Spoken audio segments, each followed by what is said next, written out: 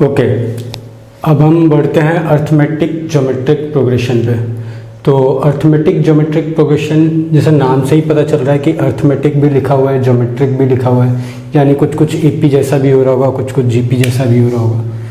तो एक standard AGP इस प्रकार दिखती है, A plus D into R, एक कांस्टेंट ऐड करने के बाद एक आर से मल्टीप्लाई किया है, A plus 2d into are square and so on. nth term में जैसे nth टर्म ऑफ AP में n-1d होते थे, ऐसे ही n-1d times r raise to power n-1। ठीक है, तो nth term of an AGP is given by a plus n-1 times d into r raise to power n-1। ठीक है, अब इसके सम की बात करते हैं। सम, तो सम ऑफ फर्स्ट n टर्म्स, तो इसके पहले n टर्म्स का सम कितना होता है, तो उसको हम Sn से डिनोट करते हैं। तो Sn क्या हो जाएगा, a plus second term is a plus d into r plus third term is a plus 2d into are square and so on up to nth term is a plus n-1 times d into r raise to power n-1। ठीक है, अब जैसे हमने GP में किया था, GP में हमने Sn लिखने के बाद उसमें कॉमन रेशियो से मल्टीप्लाई किया था और उसको एक शिफ्ट करके लिख दिया था। तो यहाँ पे भी मैं सेम चीज़ कर रहा हूँ, r इंटू Sn, जो ये पहली टर्म है वो बन गई होगी AR, उसको मैंने एक शिफ्ट करके लिख दिया। ये जो दूसरी टर्म है वो बन गई होगी a plus d times r square and so on. और यहाँ से हमें दिख रहा है कि यहाँ पे एक कम, ब्रैकेट के अंदर से एक d हटा दो तो ये बन जाएगा, ब्रैकेट के अंदर से एक d हटा दो तो ये बन जाएगा। तो इस ब्रैकेट के अंदर से एक d हटा दो, यानी n-1 की जगह n-2 times d into r की पावर n-1। और ये टर्म हमारी क्या हो रही होगी, plus a plus n-1 times d into r की power n।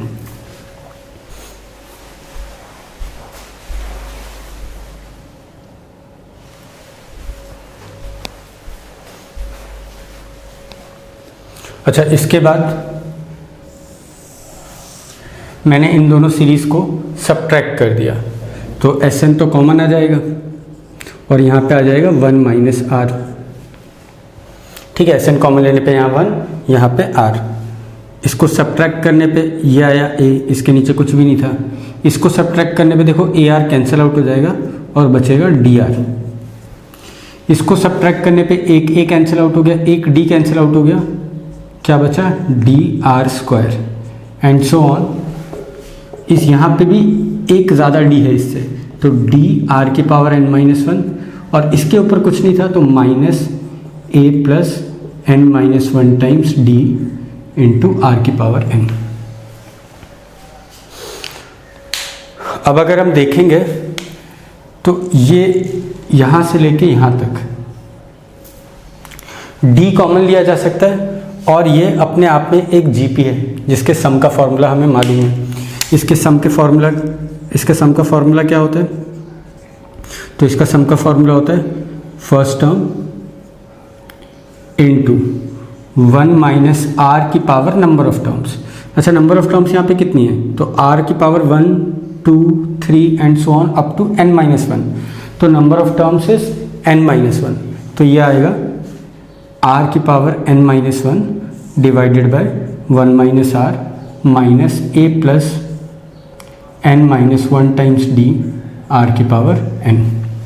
Therefore Sn is equal to a plus, अब 1 माइनस आर को नीचे ले जाओ, 1 minus r d r 1 minus r की पावर n माइनस 1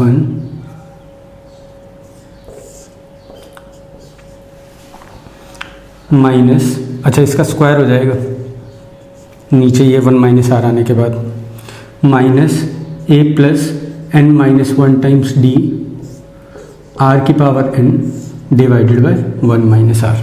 तो ये हमारे फर्स्ट n टर्म्स का सम आ गया। ठीक है,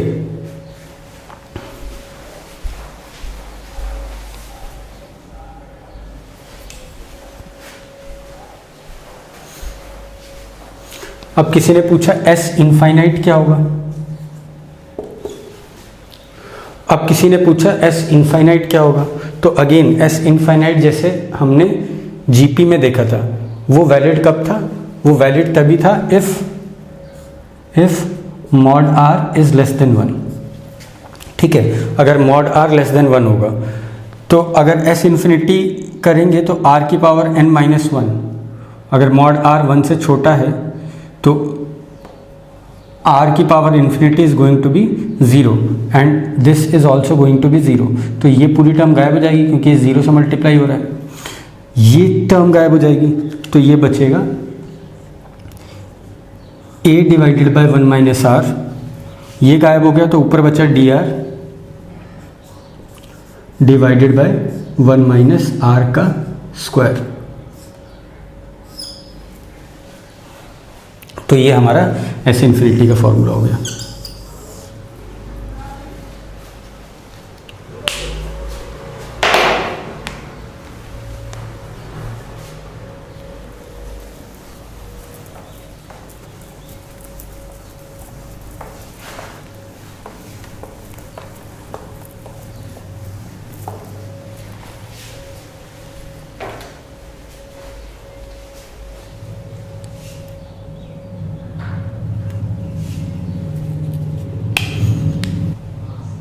अब AGP के ऊपर कुछ क्वेश्चंस ले लेते हैं।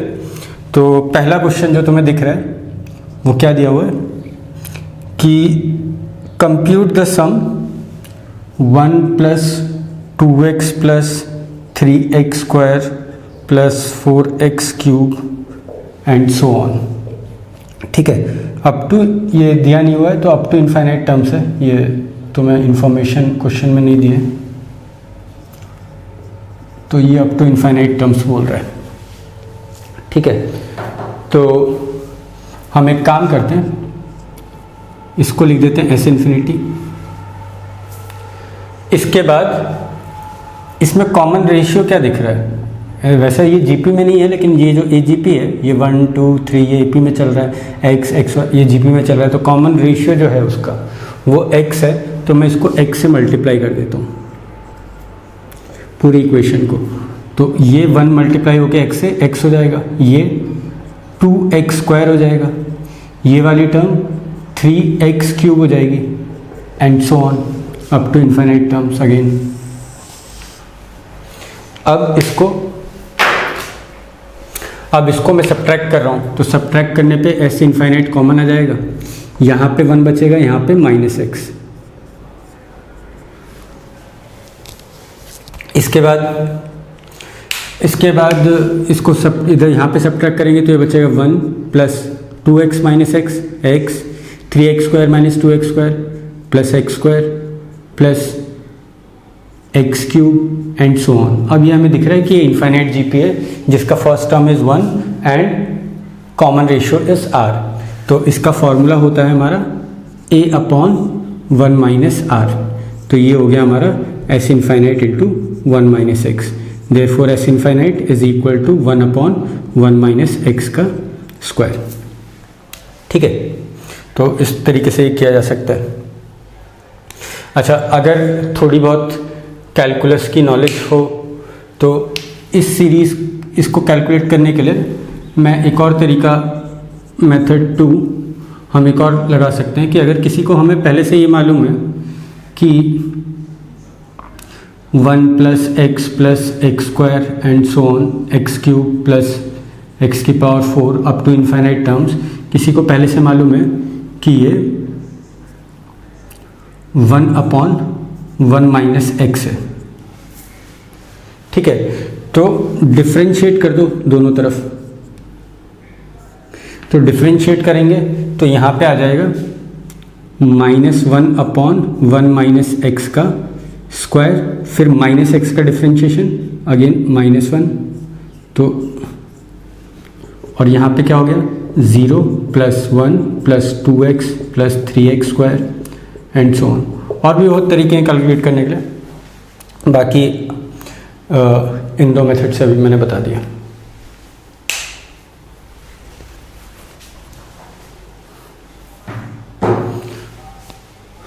चलो सेकंड क्वेश्चन पे मूव करते हैं। तो सेकंड क्वेश्चन हमें ये दिया हुआ है, ये एजीपी नहीं है, लेकिन तब भी मैं वही करने वाला हूँ जो हमने एजीपी में किया था। एक से मल्टीप्लाई, फिर टर्म को एक शिफ्ट करके इधर लिख देना। ये क्या हो जाएगा 3x स्क्वायर, ये क्या हो जाएगा 6x cube and so on. इसको सब्ट्रैक्ट करने पे क्या मिलेगा, यहाँ पे आएगा s इनफाइनाइट कॉमन आ जाएगा, यहाँ 1 बचेगा, यहाँ -x, यहाँ सब्ट्रैक्ट करने पे आ रहा है 1 + 2x + 3x square + 4x cube and so on up to infinite terms.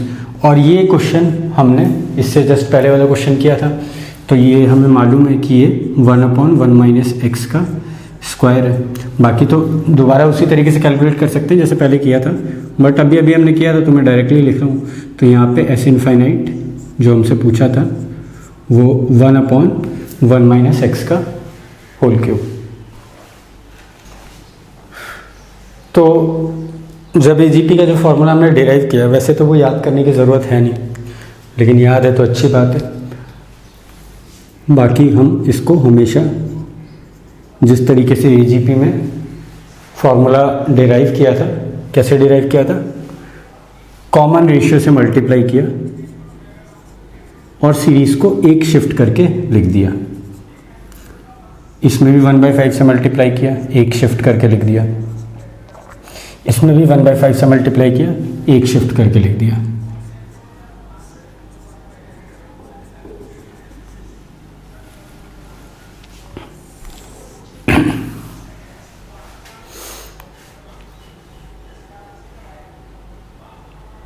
अच्छा, इसका nth टर्म क्या होगा, इस सीरीज का nth टर्म, इस सीरीज का nth टर्म, ये जो ऊपर है वो AP है, ठीक है, AP है और कॉमन डिफरेंस कितना है इसका 3।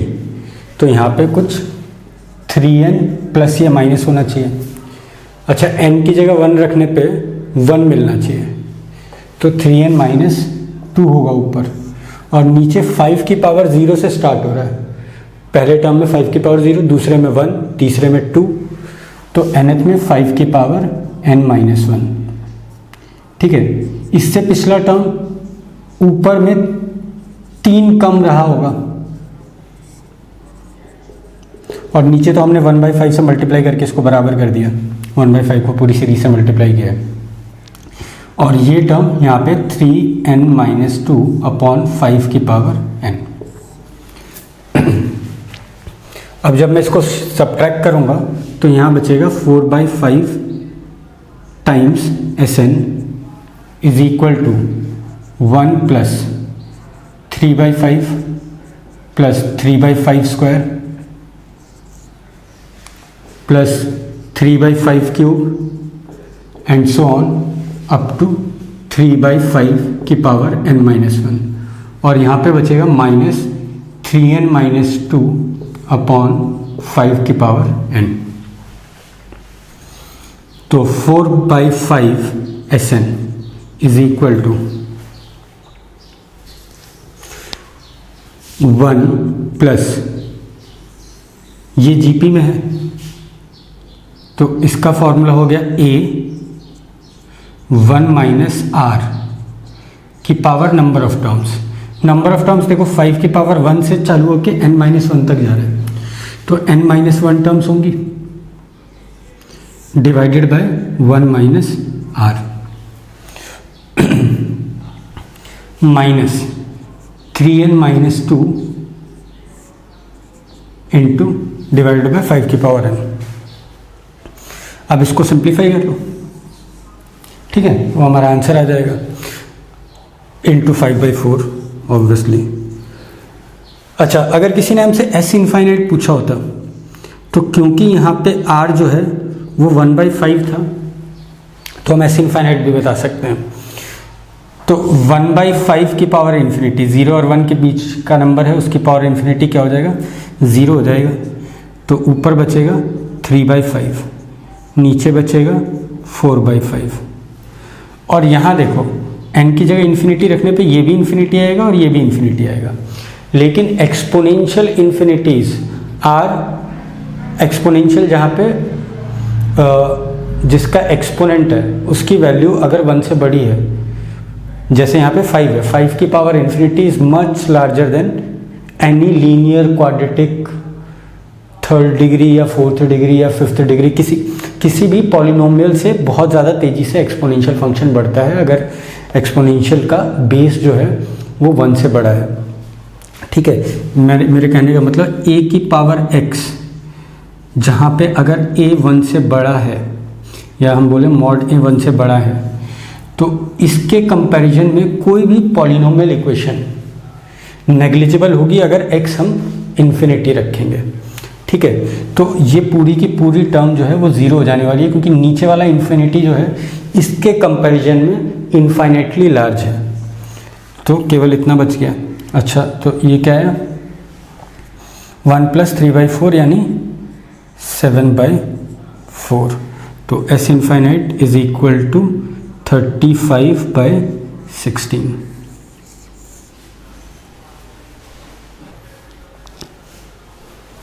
चलो नेक्स्ट क्वेश्चन पे बढ़ते हैं। तो इस टाइप का क्वेश्चन हमने पहले जीपी में एक बार लिया था।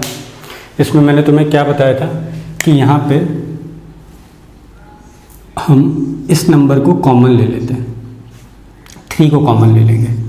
3 को कॉमन लेने पे यहाँ पे क्या बचेगा, 1, यहाँ पे 11, यहाँ पे 111। मैं क्या करता हूँ, 9 से भी ऊपर नीचे मल्टीप्लाई कर लेता हूँ। 9 से भी ऊपर और नीचे दोनों साइड मल्टीप्लाई कर लेता हूँ।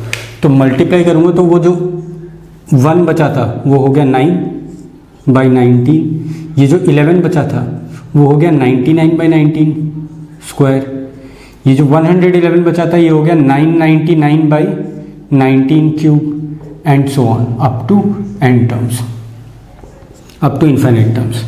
अच्छा, अब इस पूरी सीरीज़ को मैं 2 सीरीज़ में ब्रेक कर सकता हूँ। कैसे, मैं इस 9 को लिख दूँ 10 - 1, इस 99 को लिख देता हूँ मैं 10 स्क्वायर - 1, 999 को लिख देता हूँ मैं 10 क्यूब - 1। अच्छा, ये 10 के नीचे भी 19 आएगा, -1 के नीचे भी 19 आएगा, तो मैं केवल 10 वाला लिख रहा हूँ और जो -1 के नीचे आ रहा है उसको यहाँ पे लिख रहा हूँ। यहाँ 10 स्क्वायर के नीचे भी 19 स्क्वायर आएगा और 1 के नीचे भी 19 स्क्वायर आएगा, उसको मैं यहाँ पे लिख दे रहा हूँ, ठीक है। माइनस पूरे से कॉमन लिया हुआ है। फिर यहाँ पे मैं 10 क्यूब बाई 19 क्यूब लिख देता हूँ इसके नीचे, और -1/19 क्यूब वाला माइनस कॉमन आ गया तो +1/19 क्यूब। और इसमें भी इनफाइनाइट टर्म्स है और इसमें भी इनफाइनाइट टर्म्स है ना, क्योंकि ये इनफाइनाइट टर्म्स थे। हर टर्म को मैंने 2-2 टर्म में तोड़ा है। अब इसके s इन्फिनिटी की बात पूछी हुई है तो ये 1/3, तो s इन्फिनिटी इज, ये हमें दिख रहा है ये एक जीपी है जिसका कॉमन रेशियो 10/19 है, तो इसका सम हो जाएगा a डिवाइडेड बाय 1 - r, क्योंकि number of terms are infinite, minus इसका हो जाएगा a डिवाइडेड बाय 1 - r, वो भी कॉमन जीपी है जिसका कॉमन रेशियो 1/19 है। अब इसको हम सिंप्लीफाई कर लेंगे। 19 से ऊपर नीचे मल्टीप्लाई कर दो तो ऊपर लिखा है 10, नीचे लिखा है 9, है ना। ऊपर 10 लिखा है, नीचे 9 लिखा है। इधर 19 से ऊपर नीचे मल्टीप्लाई करेंगे तो ऊपर लिखा है 1, नीचे क्या लिखा हुआ है, नीचे 18 लिखा है। तो दुगना कर दो तो 19/18 × 3, ये हो गया हमारा आंसर।